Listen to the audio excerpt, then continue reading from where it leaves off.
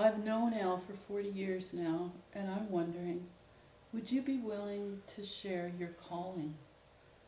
Um, you're talking about the changes in your life and the difference that divine love has made for you.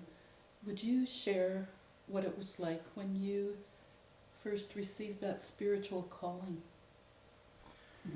Well, I think my calling came in various ways. The first calling was that initial touch of divine love and that joy that I felt.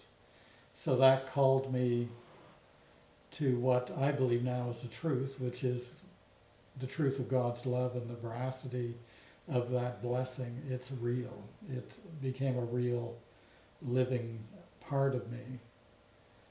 And then not too long after that initial understanding came an experience that was very powerful and very personal, where I was guided to go to a place that I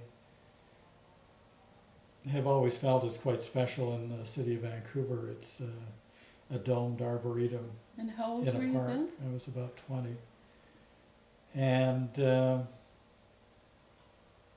I was asked to sit and pray there. It was a day in the early spring. It was a dark and rainy day. And that time of year, during a weekday, not many people go to this arboretum. It's virtually empty. So I had it to myself, and I was guided to go and sit on a bench and pray for divine love. By this point, I was quite used to praying for divine love and did it quite a bit. And I also had come to know the angels, the spirits that were guiding me, quite well. And they communicated to me quite easily. So this whole setup from them was easily obtained because they just told me what to do, and I did it. So I went and sat on this bench and began to pray. And as I prayed, colors descended upon me. It was like a giant rainbow was descending down upon me, one color at a time.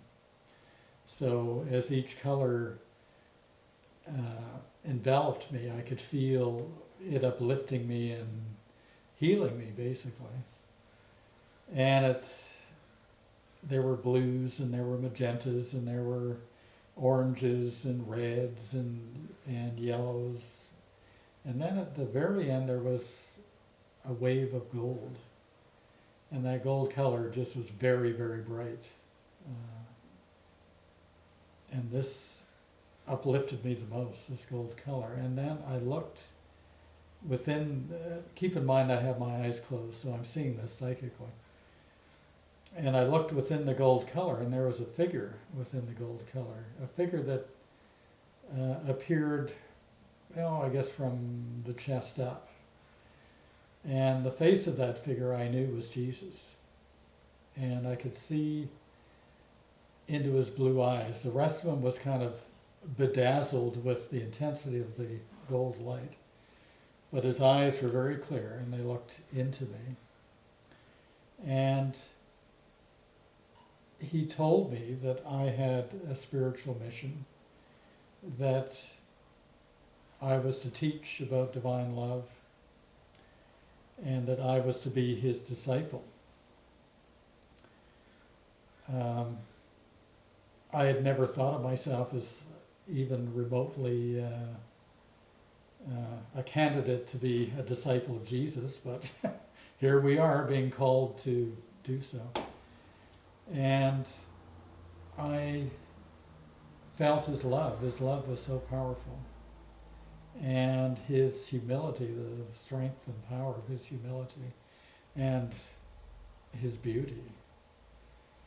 And I was just captivated by it. And he told me some things about my life which have since come true. Remember, this was over 40 years ago. And he also gave me a vision of speaking to a large crowd in what I think was a church. and I was up on a stage, a podium, and I was speaking to, I think, 200 or 300 people.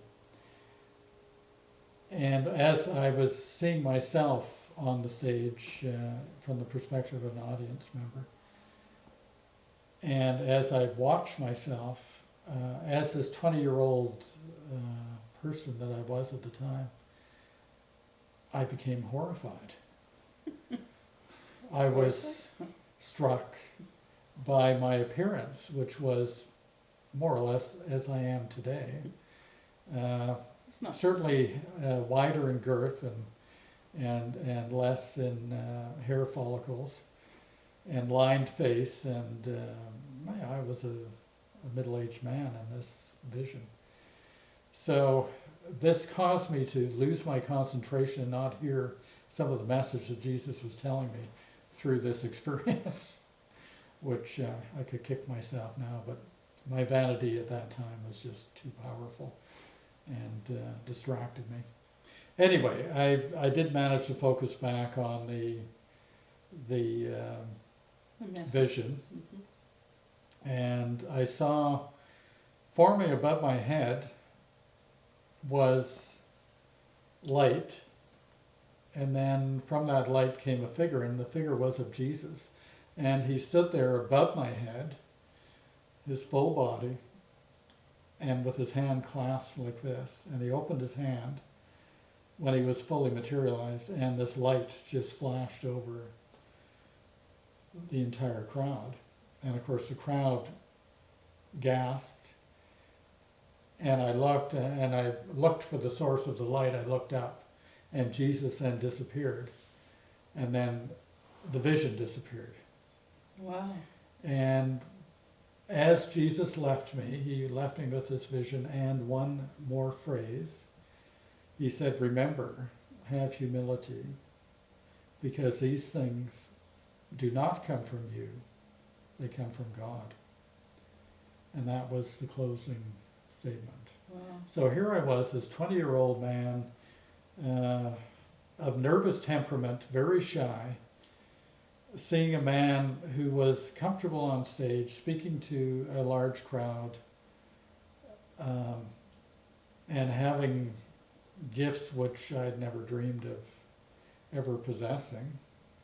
Quite a transformation. Yeah, quite a transformation. And I thought, and I was incredibly elated because, this experience was so powerful, and I felt the healing and loving conditions that came with this experience, and they were retained within my being, my spirit.